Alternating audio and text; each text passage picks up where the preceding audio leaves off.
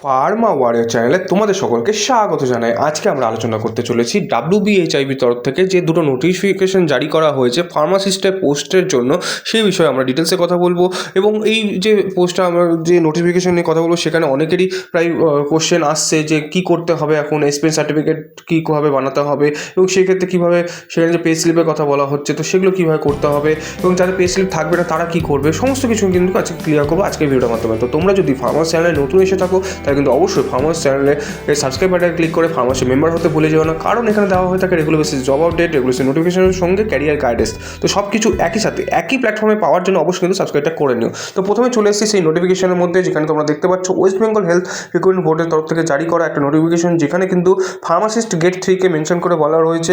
যেখানে মেন যে বক্তব্য, সেই বক্তব্যটা হচ্ছে ওয়ার্কিং এক্সপিরিয়েন্স নিয়ে সেই বক্তব্য, যেখানে বলা হয়েছে যারা ওয়ার্কিং এই ক্যাটাগরি ফার্মাসিস্ট রয়েছে, যারা ক্লিনিক্যাল এক্সপিরিয়েন্স দেখাতে চলেছো বা হসপিটাল এক্সপিরিয়েন্স দেখাতে চলেছো, সেই ক্ষেত্রে তোমরা যে এক্সপিরিয়েন্স সার্টিফিকেটটা তোমরা শো করতে চলেছো, সেই শো করার সঙ্গে সঙ্গে কিন্তু তোমাদের ফার্স্ট মাসে, মানে যে মাসে তুমি শুরু করেছিলে জার্নি, সেই মাসে শুরু করে লাস্ট মাসের যে তোমার স্যালারি স্লিপ রয়েছে, এই দুটো স্লিপ কিন্তু তোমাকে দেখাতে হবে। আর যদি সেটা দেখাতে না পারো তাহলে কিন্তু তোমাকে সেখানে পেমেন্ট স্লিপ দেখাতে হবে, বা সেই পেমেন্ট যে ট্রানজ্যাকশন পে যে স্টেটমেন্ট, সেটা কিন্তু তোমাকে শো করতে হবে।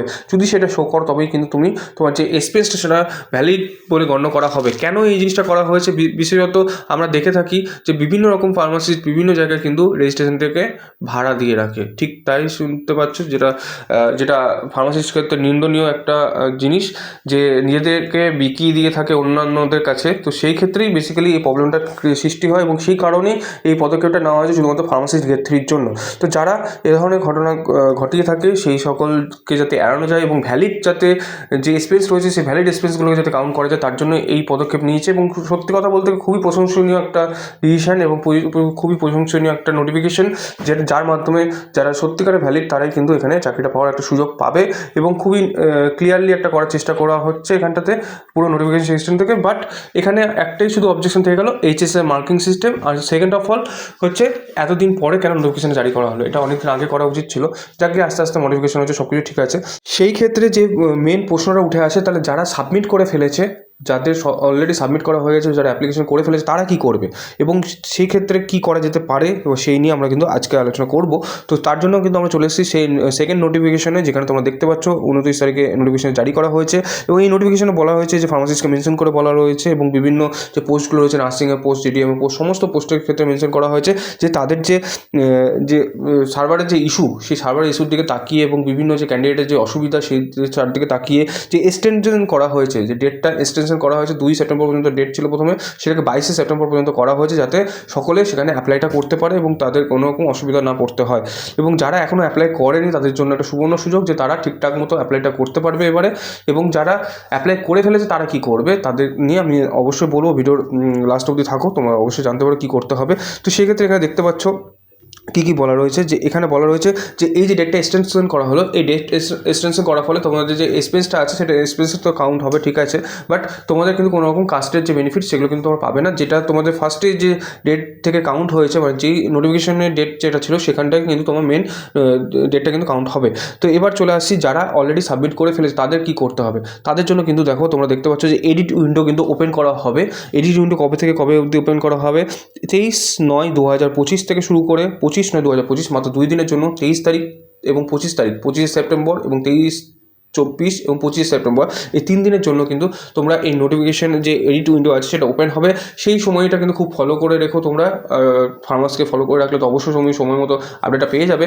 তো ঠিক সেই সময় তোমাকে কিন্তু লগ ইন করতে হবে। লগ ইন করে কিন্তু তুমি সেখানে মোবাইল নাম্বার, অ্যাপ্লিকেশন ডেট এবং তোমার যে ডেট অফ বার্থ রয়েছে, ইমেল আইডি রয়েছে, এগুলো কিন্তু কিছু চেঞ্জ করতে পারবে। তোমার যে জিনিসগুলো তুমি ফুলফিল করেছো, যেমন অ্যাড্রেসের ডিটেলস বলো, তোমাদের যে ডিগ্রি ডিটেলস বলো, বা তোমাদের এক্সপেন্সের ডিটেলস বলো, সেগুলো তোমরা কিন্তু এডিট করতে পারবে। সেখানে যদি কিছু ভুল দিয়ে থাকো সেগুলো কিন্তু সমস্তটাই কারেক্ট করতে পারবে। তো সেই সময় গিয়ে কিন্তু তোমাকে সমস্ত কিছু কিন্তু আবারও কারেক্ট করতে হবে। যারা এক্সপিরিয়েন্স শো করেছো এবং এক্সপিরিয়েন্সটাকে যারা ভুল করেছো, তার এক্সপিরিয়েন্সগুলোকে সব কিছু কারেক্ট করার কিন্তু সুযোগ তোমরা পাবে। তো সেক্ষেত্রে কীভাবে তুমি এক্সপিরিয়েন্সটাকে কারেক্ট করবে, তো প্রথমত তোমাকে কী করতে হবে, তোমাকে যাদের পে স্লিপ রয়েছে তাদের তো ওয়েল অ্যান্ড গুড, তারা কোম্পানির কাছ থেকে ফার্স্ট মান্থ এবং লাস্ট মান্থের যে পে স্লিপ আছে তারা সেটাকে কালেক্ট করে নিতে পারবে। আর যাদের থাকবে না তারা কি করবে ইপিএফে যাবে। যারা অলরেডি ধরো অন্য কোম্পানিতে কাজ করে গেছে কিন্তু সেখান থেকে এখন তো পে স্লিপ পাওয়া পসিবল নয়, কারণ কোম্পানি তোমরা ছেড়ে দিচ্ছ, সেই ক্ষেত্রে তোমরা কী যাবে, প্রভিডেন্ট ফান্ডের যে অ্যাকাউন্ট রয়েছে এমপ্লয়িজ প্রভিডেন্ট ফান্ড অর্গানাইজেশন তোমরা দেখতে পাচ্ছ, এখানে তোমরা চলে যাবে ডাইরেক্টলি যাওয়ার পরে এখানে কি যে মেম্বারের যে পাসবুকের যে সেকশন আছে সেখানে লগ ইন করে নেওয়ার পরে তো যা দেখবে এমএন একটা আইডি থাকে, সেই আইডিটা পুট করবে এবং সেটা লগ ইন করে নেবে। লগ ইন করার পরে তোমার ডাইরেক্ট চলে যাবে সার্ভিস হিস্ট্রিতে যেই যাবে সেখানে তোমার পরিষ্কারভাবে তুমি কোথা থেকে কতদিন কোথায় কাজ করেছো সমস্ত কিছু তুমি এখানে ডিটেলস পেয়ে যাবে। কিচ্ছু করার দরকার নেই, সিম্পলি তুমি এটাকে প্রিন্ট আউট নিয়ে তোমার এক্সপেন্সের সঙ্গে অ্যাটাচ করে দাও।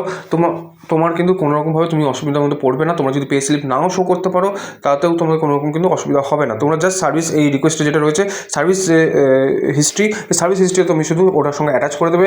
তোমাদের যে এক্সপিরিয়েন্স তোমরা যে ভ্যালিড শো করেছো সেটা কিন্তু প্রমাণ হয়ে যাবে। এবার প্রশ্ন আসতে পারে যে যারা লোকাল দোকানে রয়েছে তারা কী করবে, তারা সেই ক্ষেত্রে তাদের কাছে রিকোয়েস্ট করে কিন্তু একটা পে স্লিপ বানানোর চেষ্টা করবে।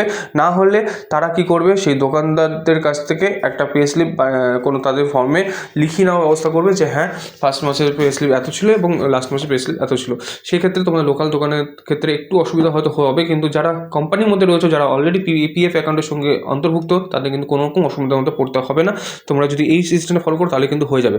এবার অনেকেরই ক্ষেত্রে এই জিনিসটা দেখা যায় যে কোনোভাবে সেটা নেওয়া পসিবল না বা সেই পে স্লিপটা পাওয়া পসিবল না, সেক্ষেত্রে পে স্টেটমেন্টের কিন্তু কথা এখানে বলা হয়েছে, তোমরা কিন্তু জানো।